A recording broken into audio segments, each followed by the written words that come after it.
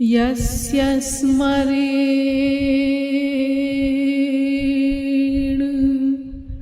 मात्रेण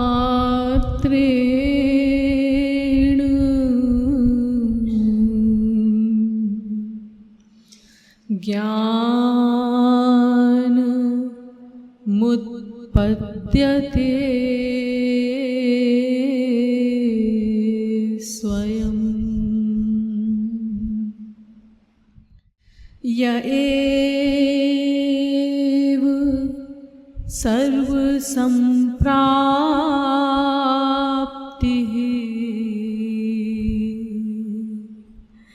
कृपालु गुरवे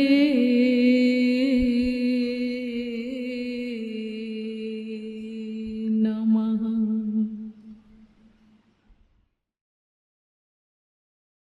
वंशी विभूषित करान् नवनीर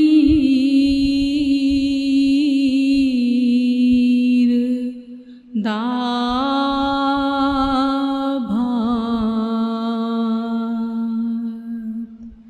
पीताम्बरा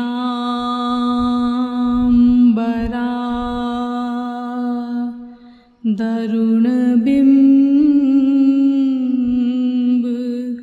फलाधरोष्ठात्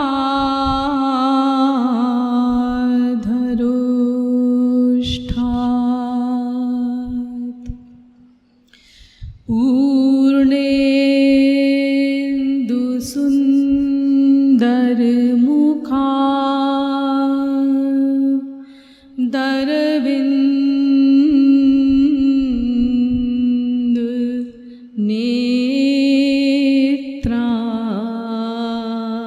नेत्रात् कृष्णात् परम् किमपि तत्त्वमहं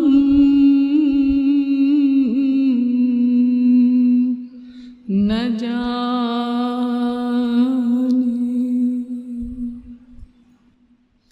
यो ब्रह्माणं विदधाति पूर्वं यो वै वेदांश्च प्रहिणोति तस्मै तत्त्वं ह देवमात्मबुद्धिप्रकाशं मुमुक्षुर्वै शरणमहं प्रपद्ये।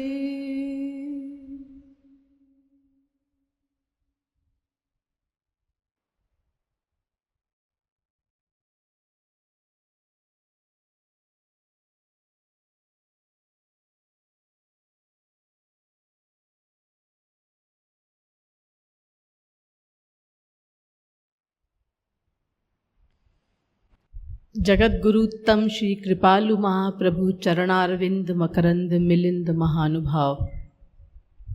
नियमानुसार पहले कुछ देर संकीर्तन कर लीजिए, तत्पश्चात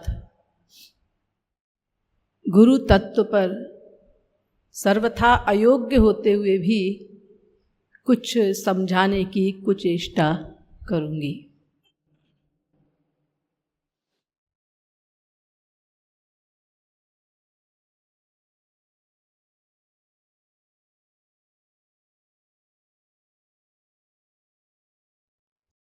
गुरु ब्रह्मा गुरु विष्णु गुरु ही महेश्वर, गुरु ही है परब्रह्म, गुरु से न को पर।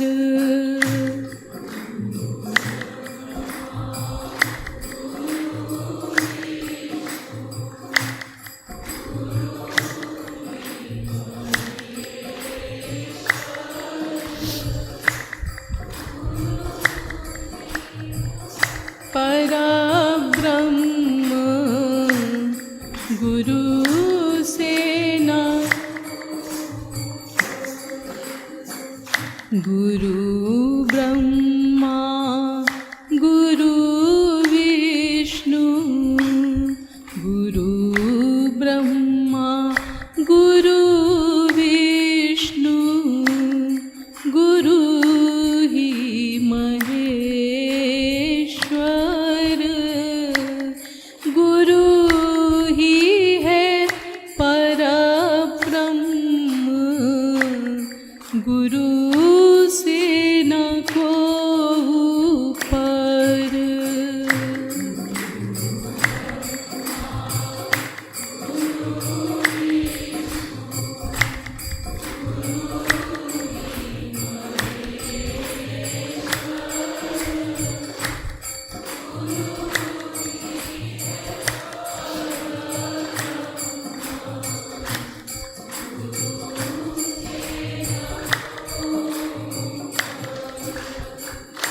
गुरु ही है परब्रह्म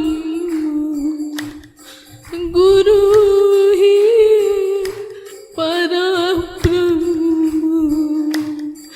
गुरु से न कोई पर।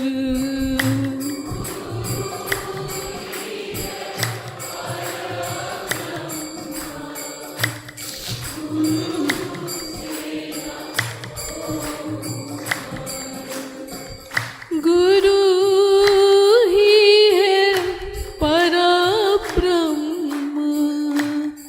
गुरु से न कोई पर।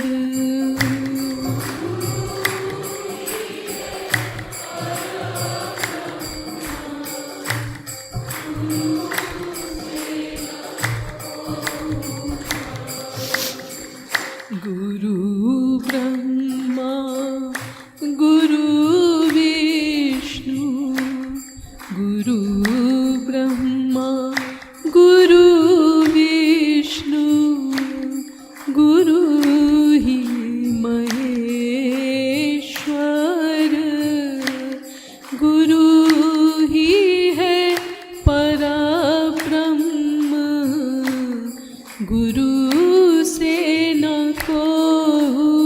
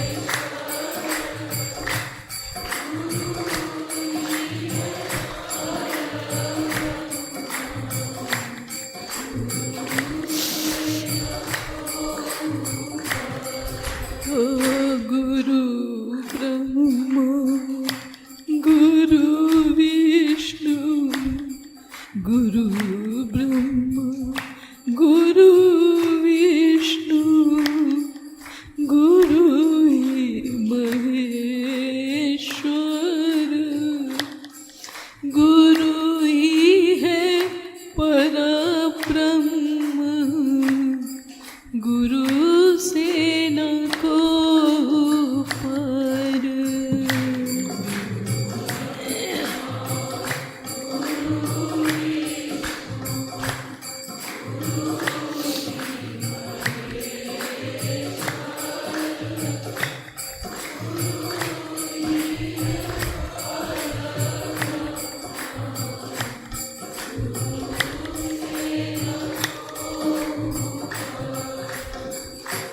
बोलिए श्रीमद् सद्गुरु सरकार की। अनंत श्री विभूषित जगत गुरु उत्तम श्री कृपालु महाप्रभु की। लाडली लाल की।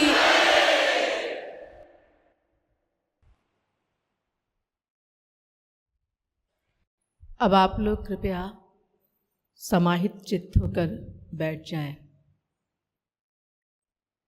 आज गुरु पूर्णिमा का परम पावन पर्व है। यह पर्व समस्त जीवों के लिए सबसे महत्वपूर्ण पर्व है, क्योंकि अनादिकाल से विश्व के समस्त जीव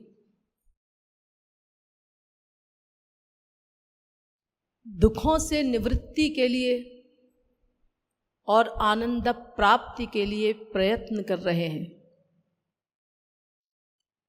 तो सदा के लिए दुखों से छुटकारा, दुख निवृत्ति अर्थात आत्यंतिक दुख निवृत्ति एवं वास्तविक आनंद की प्राप्ति अर्थात परमानंद प्राप्ति,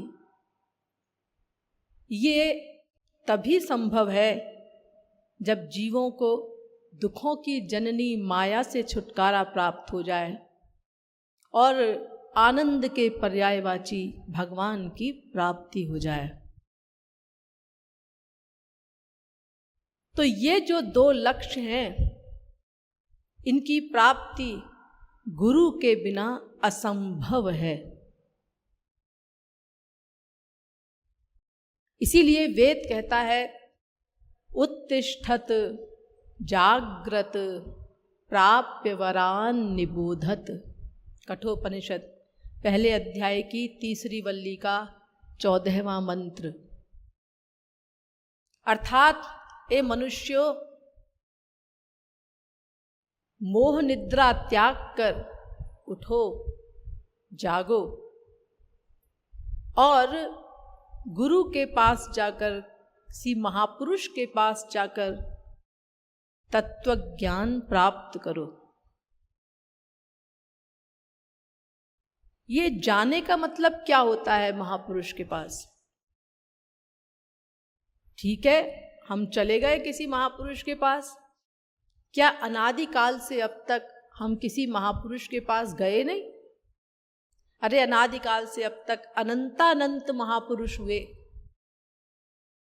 हमने अनंतानंत महापुरुषों के पिछले अनंतानंत जन्मों में दर्शन किए हैं, उनके पास गए हैं, उनका प्रवचन आदि सुना है, लेकिन हमारी न माया निवृत्ति हुई और न परमानंद प्राप्ति हुई। इसका मतलब गुरु के पास जाने का, महापुरुष के पास जाने का कोई विशेष अर्थ होता है। हाँ, तो पास जाने का मतलब बहुत बड़ा होता है, लेकिन संक्षेप में इतना समझिए कि जैसे संसार में अपने आप को मरीज रियलाइज कर लेने वाला व्यक्ति जैसे किसी डॉक्टर के पास जाता है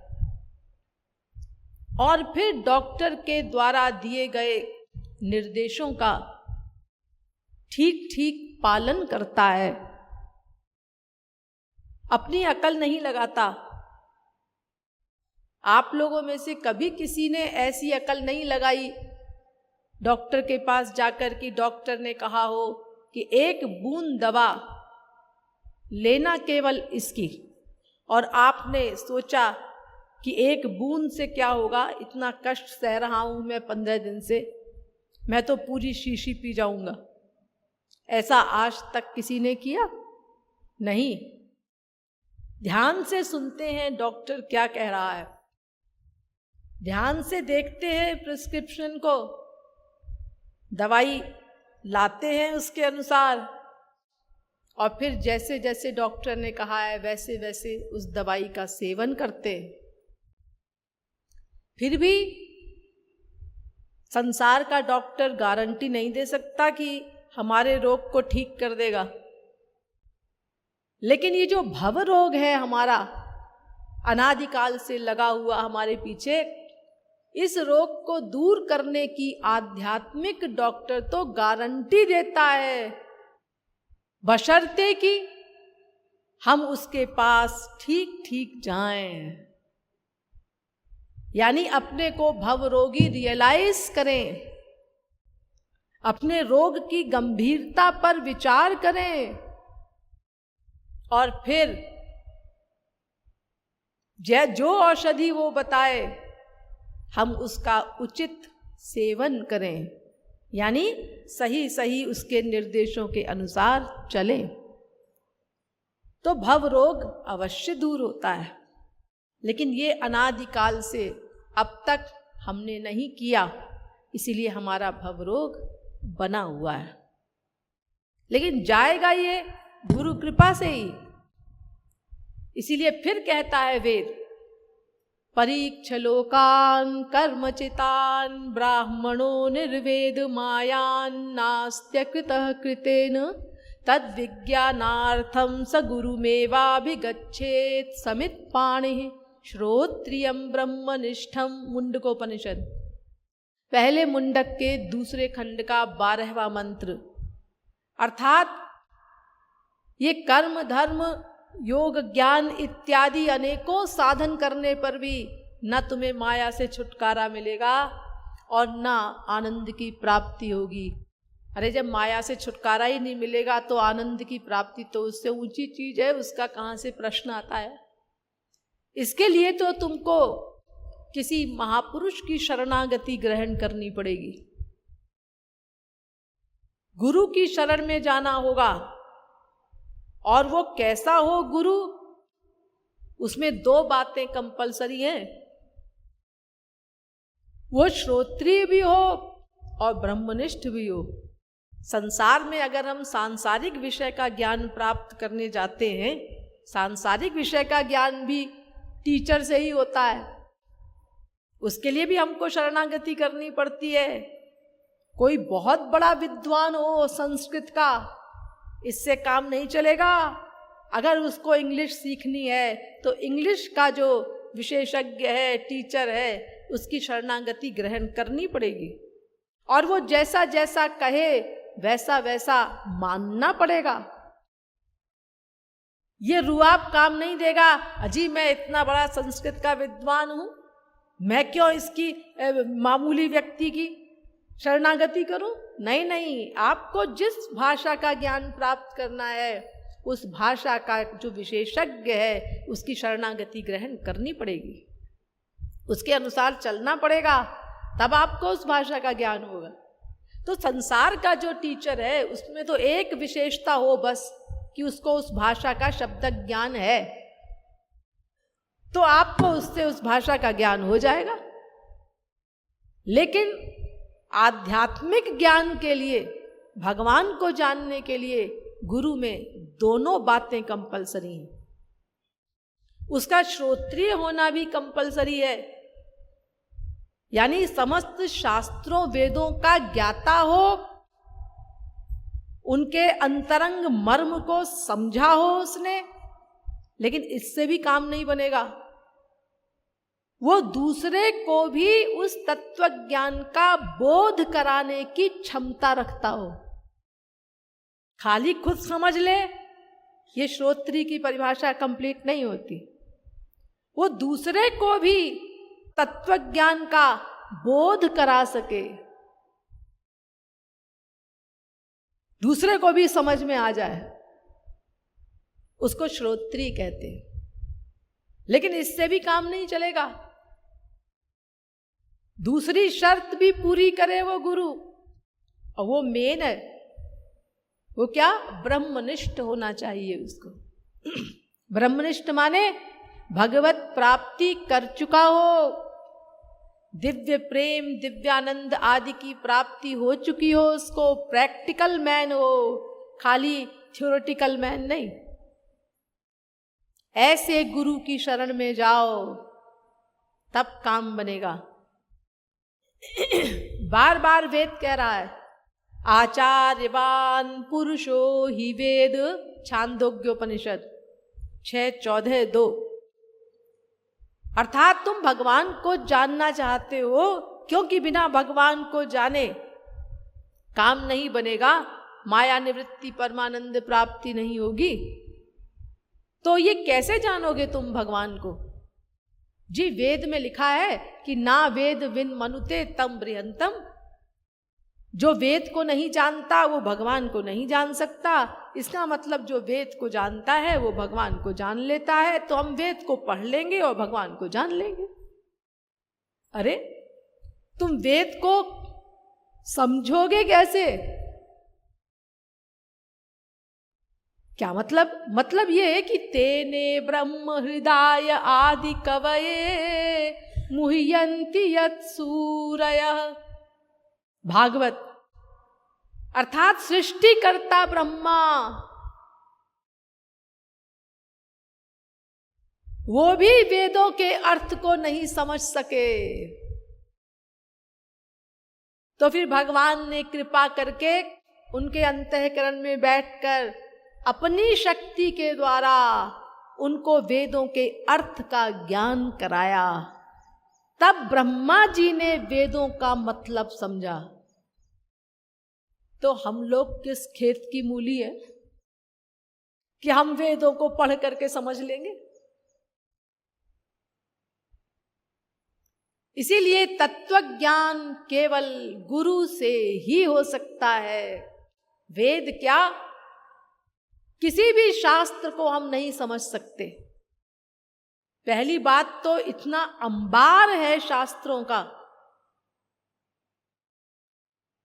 कि उसको हम पढ़ भी नहीं सकते एक लाइफ में, और हजारों लाइफ में अगर पढ़ भी लें उनको तो उसमें इतनी परस्पर विरोधी बातें लिखी हुई हैं कि उनका समन्वय सरस्वती बृहस्पति भी नहीं कर सकते। अनंत पारम गंभीरम दुर्विगाह्यम समुद्रवत। भागवत कहती है 11वें स्कंद के 21वें अध्याय का 36वां श्लोक। अर्थात समुद्र की तरह अथाह अनंत है, समुद्रवत। तो हम कैसे समझेंगे वेदों को, शास्त्रों को? वेदस्य चेश्वरात्मत्वात् तत्र मुह्यन्ति सूरयः। भागवत 11वें स्कंद के 3 अध्याय का 43वां श्लोक। ये जो मैंने आपको कहा ना, सरस्वती बृहस्पति भी नहीं समझ सकते, वही मतलब है इस श्लोक का। श्रुति पुराण बहु कहे उपाई, छूटे न अधिक अधिक अरुझाई। आप अपनी बुद्धि के अहंकार में और वेदों शास्त्रों को पढ़ करके समझना चाहेंगे तो जितने उलझे हुए अब है ना, हाँ, उसका तो सुलझन होगा ही नहीं, और अधिक उलझते जाएंगे। इसीलिए वेद कहता है आचार्यवान पुरुषो ही वेद। गुरु के बिना ज्ञान नहीं हो सकता। तस्मात् गुरुं प्रपद्येत जिज्ञासुः श्रेय उत्तमम्, शाब्दे परे च निष्णातं ब्रह्मण्युपशमाश्रयम्। भागवत 11वें स्कंद के 3 अध्याय का 21वां श्लोक। गुरु की ही शरण में जाना होगा। और भागवत ने भी ये बात दोहरा दी, यानी वेदव्यास ने। दोनों बातें होनी चाहिए उसमें। शाब्दे परे च निष्णातम, वो शास्त्रों वेदों का भी ज्ञाता हो, और पर ब्रह्म यानी अनुभवात्मक ज्ञान भगवान का भी हो, उसको प्रैक्टिकल मैन भी हो, भगवत प्राप्ति कर चुका हो। ऐसे गुरु से ज्ञान होगा।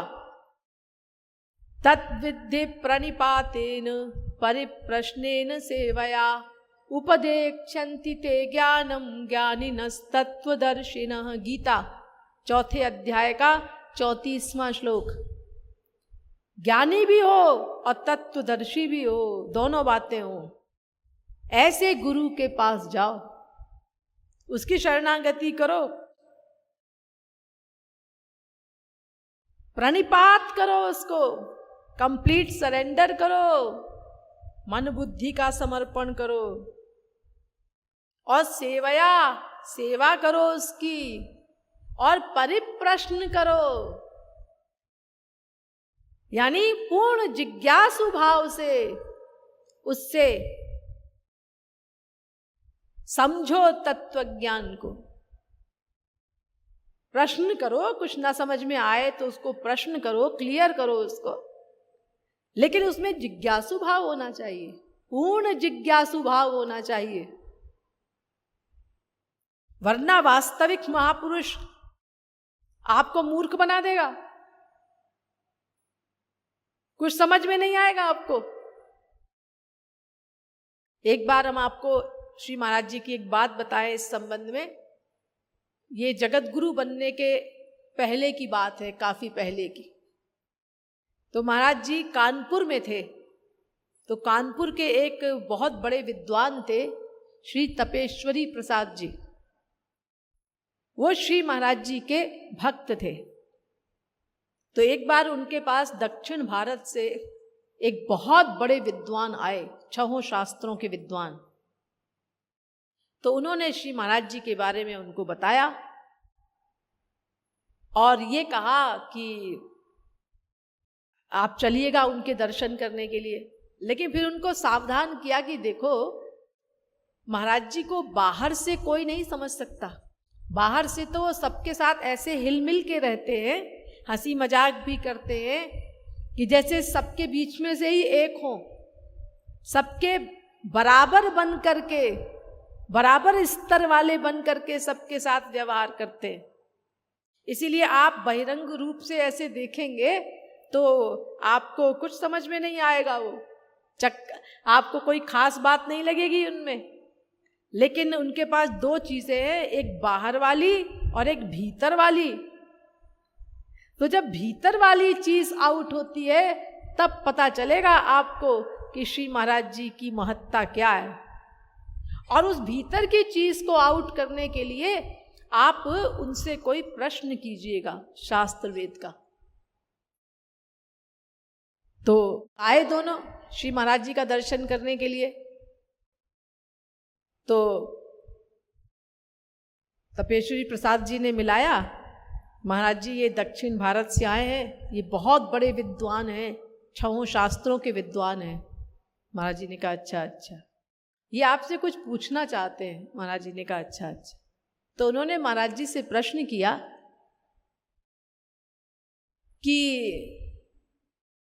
मैं श्री कृष्ण का भक्त हूं, लेकिन चूंकि भागवत में श्री राधा का नाम नहीं आया, इसीलिए मैं श्री कृष्ण को तो मानता हूं, राधा को नहीं मानता। आपकी इस विषय में क्या राय है? ये प्रश्न किया। तो महाराज जी ने उनको उत्तर दिया, आप श्री कृष्ण के भक्त हैं, वंदनीय हैं, मैं इतना ही कह सकता हूं, बस खत्म। हो गया उत्तर। तो उन्होंने मन में सोचा कि तपेश्वरी प्रसाद ने तो बड़ी तारीफ की थी इनके अंदर तो कुछ नहीं दिखाई दिया मुझे। तो खैर लौट आए दोनों। तो तपेश्वरी प्रसाद जी ने उनसे कहा रास्ते में कि आज महाराज जी का मूड ठीक नहीं था, कल हम फिर चलेंगे।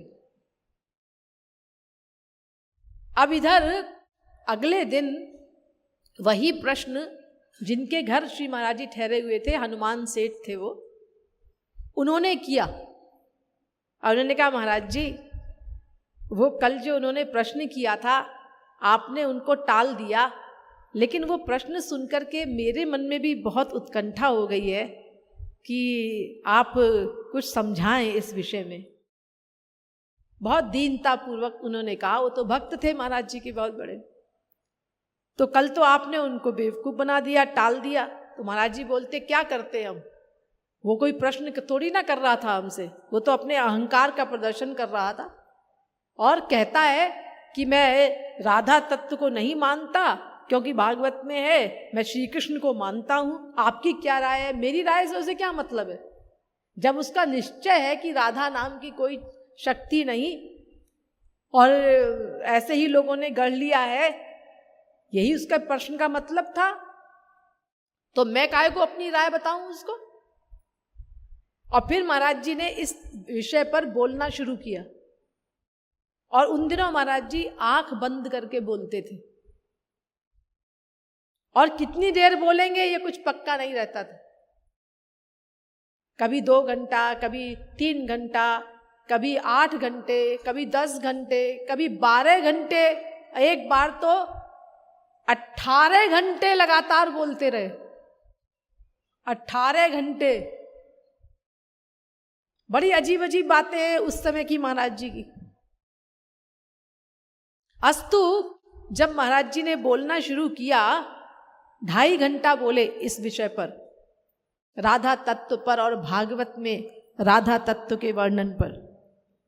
उसी बीच में आधा घंटे बाद ही वो दोनों भी आ गए।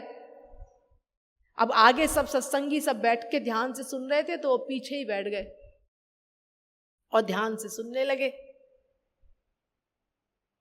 अब जब महाराज जी बोल के उठे तब आंखें खोली महाराज जी ने। जब बोलना बंद किया तो आंखें खोली, तो सामने दृष्टि पड़ी, वो पंडित जी पीछे बैठे थे। तो महाराज जी बोले, अरे पंडित जी आप कब आए? तो इसका जवाब देने की बजाय, मतलब लोगों ने जवाब दिया कि महाराज जी वो आधा घंटा हुआ था आपको बोलते हुए, तभी आ गए थे। तो वो आए उठ करके और रोते हुए महाराज जी के चरणों में गिर गए और बोले, तपेश्वरी प्रसाद ने आपकी जितनी तारीफ की थी, हमने आपको उससे भी करोड़ों गुना पाया। और हमें लोग षट शास्त्री कहते हैं, लेकिन हम तो शास्त्र का अर्थ भी नहीं समझते। हम क्या पंडिताई करेंगे? सब अहंकार उनका गल के आंसुओं के रूप में निकल गया। तो देखिए, उन्होंने जिज्ञासु भाव से प्रश्न नहीं किया, अहंकार युक्त होके किया। इसलिए महाराज जी ने उत्तर नहीं दिया। वो समझना नहीं चाहते थे। उनका अपना निश्चय था कि मैं जो समझता हूं वही ठीक है। लेकिन वही प्रश्न जब एक साधारण व्यक्ति ने किया, वो कोई विद्वान नहीं थे लेकिन भक्त थे, जिज्ञासु थे, तो महाराज जी ने 2.5 घंटे बोला उसके ऊपर। इसीलिए गीता कहती है, यानी भगवान कह रहे हैं अर्जुन से कि परिप्रश्न करना महापुरुष से। यानी प्रश्न शब्द का अर्थ ही ये होता है पूर्ण जिज्ञासु भाव से, उसमें भी परि उपसर्ग लगा दिया। और उसकी सेवा करो तन मन धन से, और तन और धन से न कर सको, बहुत मजबूरी है, तो खाली मानसी सेवा करो। मानसी सेवा तो सबसे अच्छी है। अगर हर समय गुरु हमें मिलता नहीं, हमारे सामने नहीं है प्रकट, तो मानसी सेवा करो उनकी।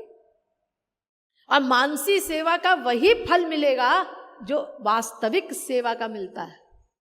उसमें कोई अंतर नहीं है कि ये तो हम मन से सेवा कर रहे हैं कि श्री महाराज जी आए, हमने उनको सुंदर से आसन पर बैठाया, फिर हमने ऐसे ऐसे उनके चरण छुए, फिर ऐसे ऐसे हमने उनके चरण धोए, और फिर ऐसे ऐसे हमने आरती की उनकी, फिर ऐसे ऐसे उनको भोग लगाया, फिर हमने ये किया, चरण दबाए उनके। ये तो हमारी सब कल्पना है। इसका क्या फल मिलेगा? ना ना ना ना, ये वास्तव में प्रकट रूप में आप जो ये सब करते उसका जो फल मिलता, वही आपको मन से गुरु सेवा करने पर मिलेगा। ध्यान दीजिए इस पॉइंट पर। और इसके प्रमाण स्वरूप मैं आपको ब्रह्म वैवर्त पुराण की एक कथा बताती हूँ। एक बार एक महात्मा जी मानसी सेवा का प्रवचन दे रहे थे, तो वहां पर एक व्यक्ति आया, गरीब बहुत, ऐसे साधारण सा, तो वो भी सुन रहा था, अपड़ गंवार निर्धन, वो भी ध्यान से सुन रहा था। तो जब ये मानसी सेवा की बात उसने सुनी तो उसने कहा ये तो बड़ा अच्छा है, मेरे पास तो धनवन है नहीं भगवान की सेवा करने के लिए, तो मैं मानसी सेवा किया करूंगा। अब उसने ठाठ से मानसी सेवा का करना प्रारंभ कर दिया। मन से तमाम तीर्थों से जल लेकर के आए और फिर उस जल में इत्र वगैरह मिलाए और फिर भगवान को स्नान कराए और फिर वस्त्र पहनाए सुंदर सुंदर। फिर मन से उनके लिए भोजन बनाए अनेक प्रकार का, ये दाल बनाई, ये चावल बनाया, ये सब्जी बनाई, ये हलवा बनाया, ये खीर बनाई, अनेक प्रकार के व्यंजन बनाए और फिर उनको सोने की थाली में सजाए, कटोरियों में लगाए विविध व्यंजन सोने के बर्तनों में, और फिर उसके बाद लेके जाए और फिर भगवान को अपने हाथ से खिलाए। ये सब करता था वो। तो एक बार जब वो थाली लेके जा रहा था इस प्रकार मानसी सेवा में, तो उसको ऐसा लगा कि थाली गरम है ज़्यादा, एक हाथ में गरम लगा। तो उसने कहा कि अरे कोई चीज़ ज़्यादा गरम है। तो देखा कि मेरा हाथ कहाँ पर है, तो उसने देखा कि अरे ये तो दाल है ऊपर, मेरी उंगलियों के ऊपर, तो ये दाल लगता है बहुत गरम है, कितनी गरम है देखूं। उसने अपनी उंगली डाल दी वो थाली में, वो दाल में, और जब उंगली डाली तो उंगली जली। उन्होंने कहा अरे ये तो बहुत तेज गरम है, भगवान का मुंह जल जाता।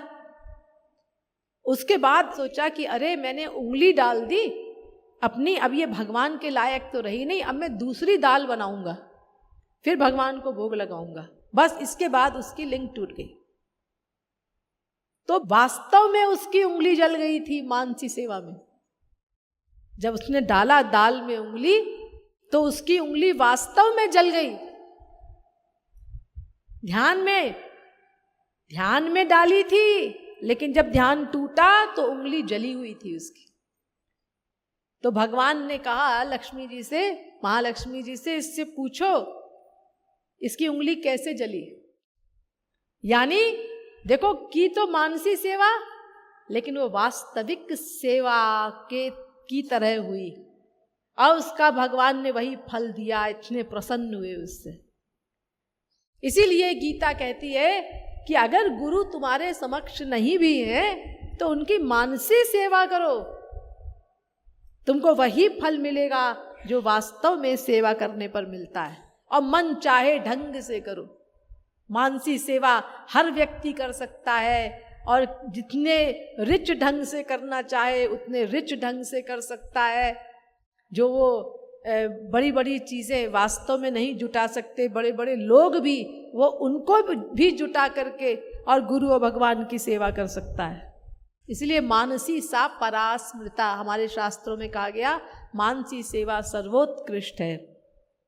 अस्तु गीता कहती है कि तत्वज्ञानी भी हो वो और प्रैक्टिकल मैन भी हो, ऐसे गुरु के पास जाओ और जिज्ञासु भाव से उससे तत्वज्ञान प्राप्त करो, उसकी सेवा करो। और क्या तत्वज्ञान देगा गुरु?